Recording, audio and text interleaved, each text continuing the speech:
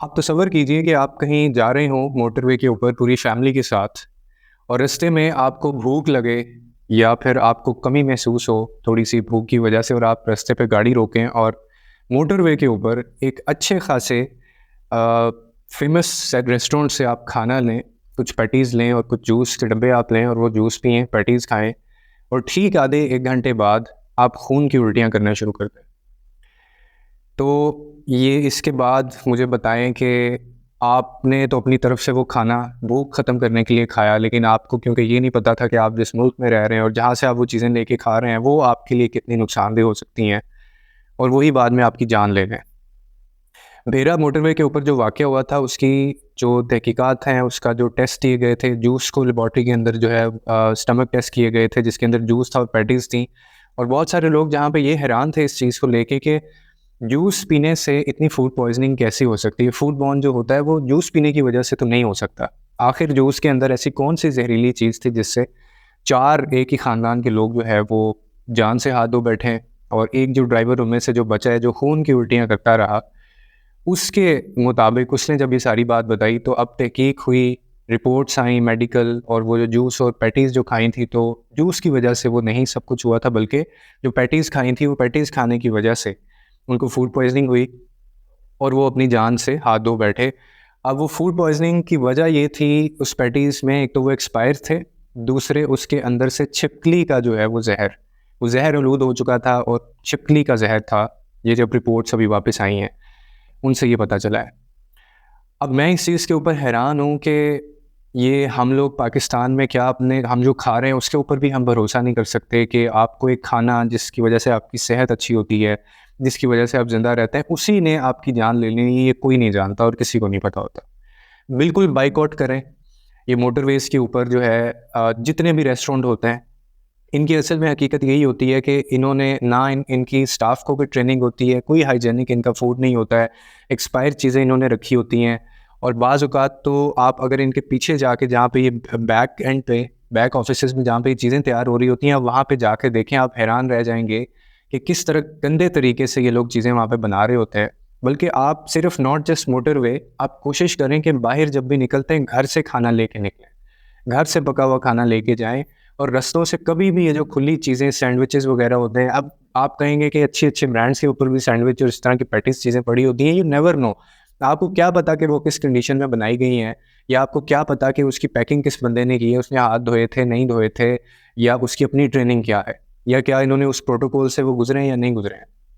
इस चीज़ का अंदाज़ा किसी को नहीं होता और ये अल्टीमेटली देखें कि 4 लोगों ने जान दे दी और ये इतना बड़ा वाक़या है और अभी तक हुकूमत ने इसके ऊपर कोई काम नहीं उठाया, कोई टीम नहीं बनाई, कोई कार्रवाई नहीं की गई और ना इनसे आगे कोई तवक्को है कि ये आगे कोई इसका ऐसा कोई नतीजा निकालेंगे, पूछेंगे, कोई क्रैकडाउन करेंगे और ये हम इसी तरह से पाकिस्तान के अंदर सुनते रहेंगे। मैं हैरान रह गया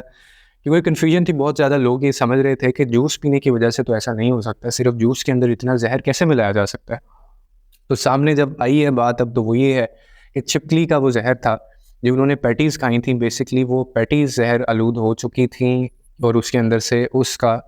इंटॉक्सिकेटेड वो उसके अंदर उसने पता नहीं फिर रही होगी। अब ये हर जगह होता है, मतलब बेकरीज़ के अंदर स्पेशली, और जिस तरह से ये बनाया जा रहा होता है, जहाँ से ये लेके आ रहे होते हैं, तो आपको कभी भी इस चीज़ का अंदाज़ा नहीं हो सकता। ये ज़मीर फ़रोश और ये जो ताजिर होते हैं, ये जो कारोबारी लोग होते हैं, ये सोचते ही नहीं हैं और जिसने ये हरकत की होगी, इन्होंने चेक एंड बैलेंस नहीं रखा, इसने सोचा ही नहीं होगा ज़िंदगी में कभी कि इसकी वजह से किसी की जान भी जा सकती है। लेकिन अभी भी वक़्त है कि हम इन चीज़ों से थोड़ा-सा सीखें। हर जगह पे चेक्स होने चाहिए, जो खाने वाला है वो भी मोहतात रहे, आप भी देखें। अब ये इस वाक़ये के बाद बहुत सारे लोग कम हो जाएँगे खाना-पीना मोटरवे से, लेकिन आप देखें ये कुछ अरसे तक ये चलेगा, उसके बाद ये भी नॉर्मल रूटीन में चीज़ आ जाएगी और उसके बाद फिर से आप खाना-पीना शुरू कर देंगे। कसूरवार हम भी हैं। कसूरवार हम इसलिए हैं कि हम इन चीज़ों के ख़िलाफ़ बोलते नहीं हैं। अब वो बंदा कसूरवार होगा जो अभी भी उस बेकरी से चीज़ें लेगा और वो आते-जाते आप उधर से ख़रीदो-फ़रोख्त करेंगे। वो सब के सब कसूरवार हैं। देखिएगा कि ये यही होगा कि हम लोग इसी तरह से ये ज़हर खाते रहेंगे, हम लोग इसी तरह से मरते रहेंगे, हम इसी तरह से चीज़ें लेते रहेंगे और इसके नतीजे भी इस तरह से निकलते रहेंगे। ना गवर्नमेंट की तरफ से कोई इक़दाम उठाया जाएगा, ना क्रैकडाउन इन लोगों के ख़िलाफ़ कोई किया जाएगा। क्योंकि ये करने वाले ये बाकायदा कमीशंस देते हैं। ये माल आया कहाँ से था और जहाँ पे रखा हुआ था वो आपको पता है मोटरवे के ऊपर ठेके होते हैं जहाँ पे इन्होंने बनाया होता है, और इसके पीछे पूरी मशीनरी, पूरी पूरी गवर्नमेंट इसके ऊपर काम कर रही होती है। और यही कोई बेचारे अगर किसी गली मोहल्ले के अंदर कहीं पे किसी दुकान से ये एक्सपायर खाना या एक्सपायर जूस नहीं भी होता, कोई ज़रा सी अगर वहाँ पे रेड करती है टीम इनकी फूड अथॉरिटी की, तो ये उस बेचारे को पकड़ के जेल में डाल देते हैं, उसका जीना हराम कर देते हैं, उसकी दुकान बंद कर देते हैं, सील कर देते हैं और ना जाने क्या क्या। लेकिन इनके खिलाफ कोई नहीं बोलेगा। क्यों? क्योंकि ये अंदर से बेसिकली सिस्टम सारा करप्ट हो चुका है। और ये अंदर से जब गंद पूरी तरह से, एक तालाब जो है वो पूरा गंदा हो जाए ना,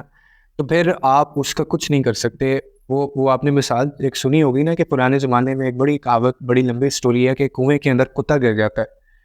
तो वो पानी निकालते रहते हैं कुएँ में से। कोई बुज़ुर्ग थे, वो उनको कहते हैं कि पता नहीं कुत्ता गिरे तो इतना पानी निकालना चाहिए, गधा गिर जाए तो इतना पानी निकालना चाहिए, कोई चूहा गिर जाए तो इतना पानी निकालना चाहिए, फिर उसका जो ज़हर है या उसके जो असरात होते हैं पानी के अंदर से वो ख़त्म हो जाते हैं। तो वो ना जाने कितने दिनों तक वो पानी निकालते रहते हैं, पानी निकालते रहते हैं, लेकिन फिर कोई एक और दानिश्वर उनको मिलते हैं, जब उनसे वो मामला पूछा जाता है तो वो कहते हैं कि आप पानी को निकालने की बजाय कुत्ता बाहर निकाल लें कुएँ में से, और उसके बाद पानी निकाल लें और उसके बाद फिर आपका मामला ठीक हो जाएगा। तो हम लोगों ने पानी निकालते रहना है इसी तरह से,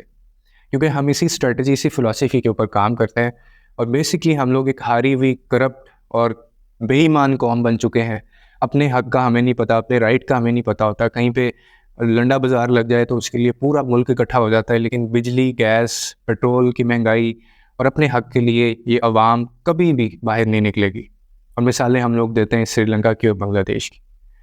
अनफॉर्चुनेटली हम लोग we failed as a nation and as a society. Allah आपको और मुझे हिफ्ज़-ओ ईमान में रखे, और आइंदा इस मौत आप एहतियात कीजिए, क्योंकि आप गवर्नमेंट से और ऐसे लोगों से अगर कोई उम्मीद लगाएँगे तो ये तो नहीं हो सकता। आपको अपना ख़्याल खुद ही रखना है, और वो यही हो सकता है कि आप घर से चीज़ें खाएँ, घर से लेके जहाँ से कोशिश करें, चीज़ अगर बहुत ज़रूरी है बाहर से लेनी तो फिर किसी अच्छी ब्रांड से लें, और चेक करें, सवालात करें, कोशिश करें उनका जो पूरा बैकअप होता है वो जाके दें। लोगों के लिए आसानियाँ पैदा करें, रब आपके लिए आसानियाँ पैदा करें।